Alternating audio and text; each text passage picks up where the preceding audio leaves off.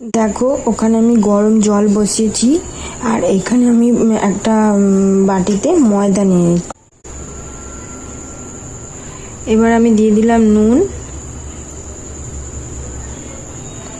আর দেব পরিমাণ মতন রিফাইন তেল,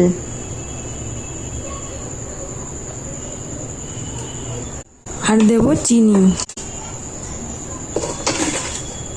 এবার এই উপকরণগুলোকে ভালো করে ময়দার সাথে মিশিয়ে নিতে হবে। ময়দার সাথে ভালো করে এই উপকরণগুলোকে মিশিয়ে নিচ্ছি। তারপরে গরম জল দিয়ে মাখবো যাতে ময়দাটা বেশ নরম নরম হয়।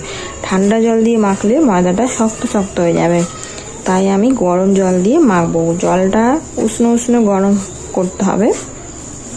তো ভালো করে মেখে নিচ্ছি। দেখো এরকম ছোটো ছোটো ঢেলা পেকে গেছে, এগুলোকে ভালো করে মিশাতে হবে।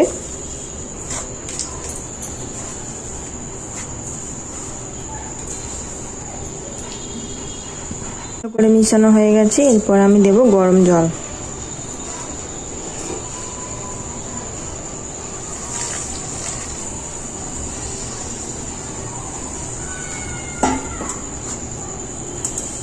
দেখো আমার ময়দাটা ভালোভাবে মাখা হয়ে গেছে।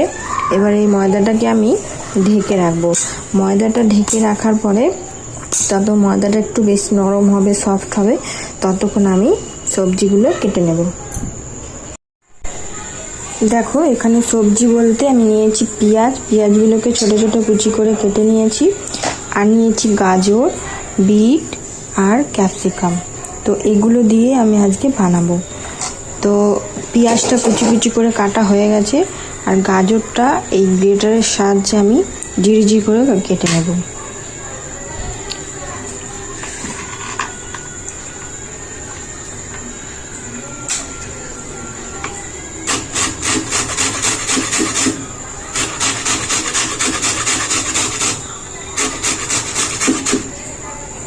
এই দেখো এই গ্রেটারের সাহায্যে কাটলে কত সুন্দর ঝিরিঝিরি করে কাটা হয়।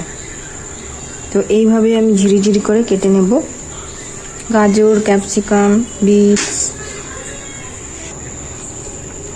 সব সবজিগুলো ঝিরিঝিরি করে কাটা হয়ে গেছে। দেখো সব কালারফুল, গ্রিন, ইয়েলো, বেগুনি, রেড।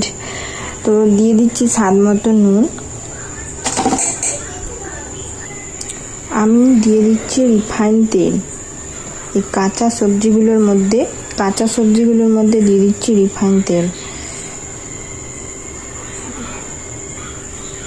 এবার রিফাইন তেল দিয়ে সবজিগুলোকে ভালো করে মাখতে হবে।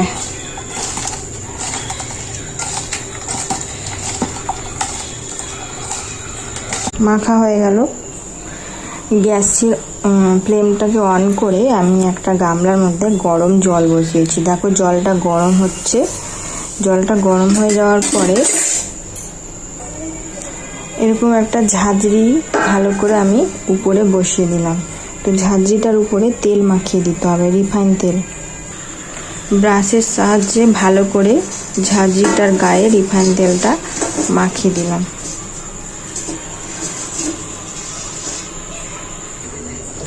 যে ময়দাটা মেখে রেখেছিলাম সেই ময়দাটাকে ভালো করে আরেকবার মেখে নেব। এবার ছোট ছোট করে লিচি কাটবো।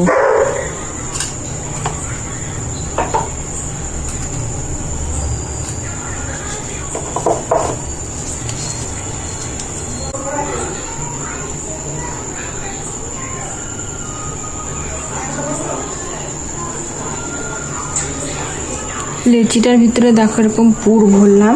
পুর ভরার পরে এবার মুখটাকে মুড়ে দিতে হবে।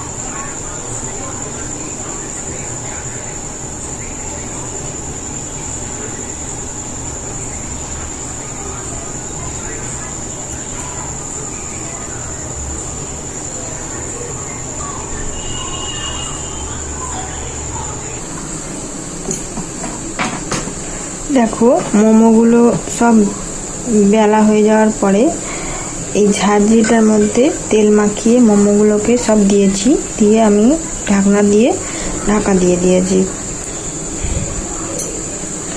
দেখো দেখো মোমোগুলোর সাথে যে সসটা তৈরি হয় সেটা আমি কেমনভাবে বানাচ্ছি। প্রথমে কড়াইটা গরম করে নিয়েছি, কড়াইয়ের মধ্যে দিয়ে দিচ্ছি এই বাটিটার মধ্যে তেল আর পেঁয়াজ আর রসুন আছে, ঠিক আছে। পেঁয়াজ রসুন আর তেল আমি দিয়ে দিলাম কড়াইতে।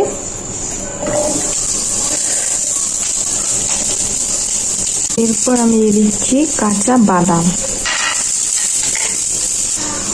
আর দিয়ে দিচ্ছি কাঁচা টমেটো আর দেবো নুন। দিয়ে দিচ্ছি নুন আর দেবো হলুদ।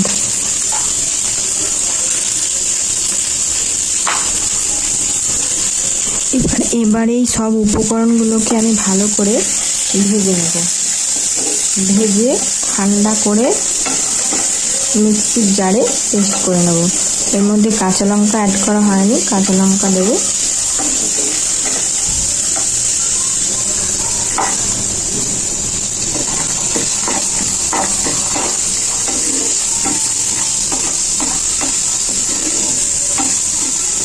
ভাজবো না, আধ কাঁচা ভাজবো। এবার হচ্ছে এটাকে ঠান্ডা করে মিক্সিতে একটা পেস্ট করব। দেখো মশলাগুলো মানে এই বাদামগুলো বেশ ঠান্ডা হয়ে গেছে। আর আমি মিক্সির জারের মধ্যে নিয়েছি চিলি সস আর টমেটো সস, সামান্য পরিমাণে নিয়েছি। তো এবার এই উপকরণগুলো আমি মিক্সির জারের মধ্যে ঢেলে নেব। ঢেলে আমি একটা পেস্ট করে নেব।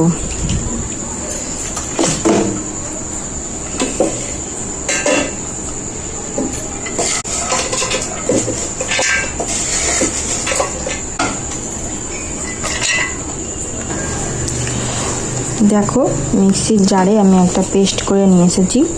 তো পেস্টটা করার সময় কিন্তু তোমরা অবশ্যই জল দেবে।